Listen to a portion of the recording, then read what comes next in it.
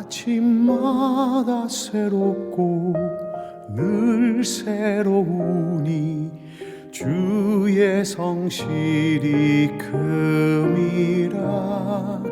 성실하신 주님.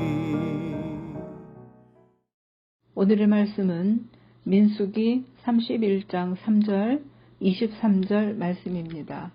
모세가 백성에게 말하여 이르되 너와 함께 있는 사람들 가운데서 전쟁에 나갈 사람들을 무장시키고 미디안을 치러 보내어 여호와의 원수를 갚되 불에 견딜 만한 모든 물건은 불을 지나게 하라.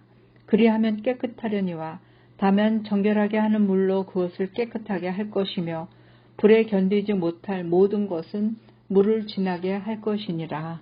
아멘. 사랑하는 여러분, 좋은 아침입니다.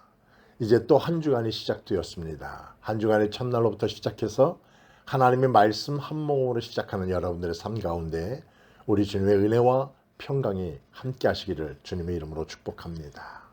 오늘은 민수기 31장입니다. 이제 민수기가 마지막 장을 향하여 치닫고 있습니다. 오늘은 민수기 31장 전쟁의 이야기와 함께 심판의 이야기가 기록되어져 있습니다.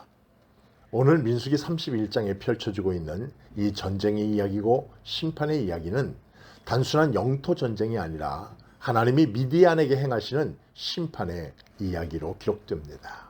왜 하나님은 미디안을 심판하셨을까요? 민수기 25장에서 미디안은 모압과 함께 이스라엘을 무너뜨리기 위해 발람을 통해 그들을 유혹했고 결국 이스라엘 백성들이 우상숭배와 음행에 빠지게 만들었습니다. 그 결과 이스라엘 가운데 전염병이 퍼지게 되었고 많은 사람들이 죽게 되었습니다. 민수기 31장은 그 사건에 대한 하나님의 심판의 결과를 기록하고 있습니다. 여기서 우리가 꼭 기억해야 할 것은 사람은 잃어버리지만 하나님은 결코 잊지 않으신다는 사실입니다. 선도 잊지 않으시고 악도 잊지 않으십니다. 민수기 31장은 하나님의 정의는 반드시 이루어진다는 것을 우리에게 보여주고 있습니다. 민수기 31장 3절을 보면 이렇게 기록됩니다. 여호와께서 원수를 갚되. 여기서 원수를 갚다라고 하는 표현이 나오고 있습니다. 이 단어는 사람이 분노해서 복수하는 것을 말하는 것이 아니라 하나님이 정의를 바로 세우시는 그 과정을 설명하는 단어로 기록됩니다. 즉 이것은 복수가 아니라 하나님의 공의입니다. 중요한 것은 시간이 많이 지났다는 것입니다. 그럼에도 불구하고 하나님이 그에 대한 심판을 하신다는 것입니다.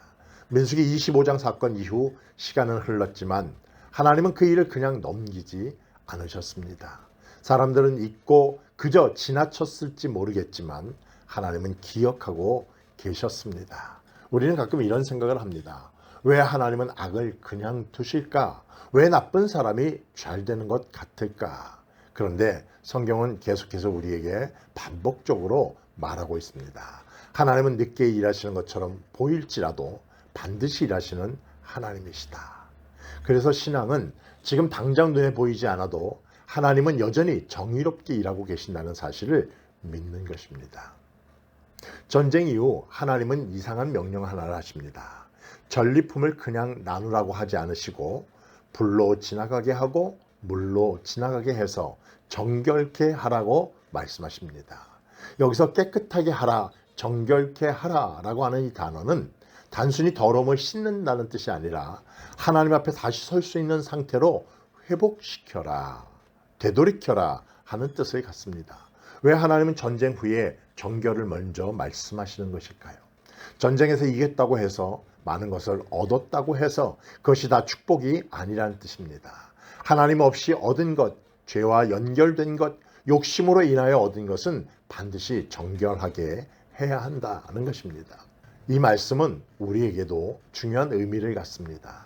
우리가 오늘을 살아가면서 많은 것을 얻고 많은 일을 하고 많은 사람을 만나지만 중요한 것은 그것의 성공이 아니라 정결입니다. 하나님은 성공한 사람을 찾으시는 것이 아니라 하나님 앞에서 깨끗한 사람을 찾으신다는 사실입니다.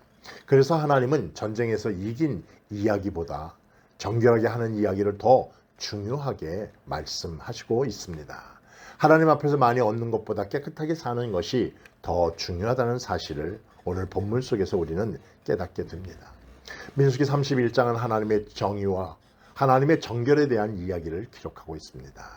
하나님은 세상을 그냥 두고 보시는 분이 아니라 기억하시고 또 판단하시며 심판하시는 하나님이십니다.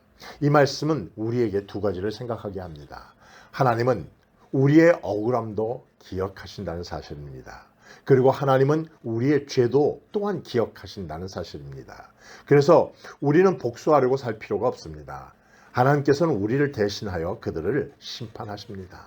대신 우리는 하나님 앞에서 우리의 삶을 정결하게 살아가야 합니다. 하나님 앞에서 부끄럽지 않게 살아가야 한다는 뜻입니다. 사랑하는 여러분, 오늘 하루도 사람을 보며 사는 것이 아니라 하나님을 바라보며 그 억울함은 하나님께 맡기고 내 삶을 정결하게 지키며 하나님의 정의를 믿으며 살아가는 그런 하루가 되시기를 주님의 이름으로 축복합니다.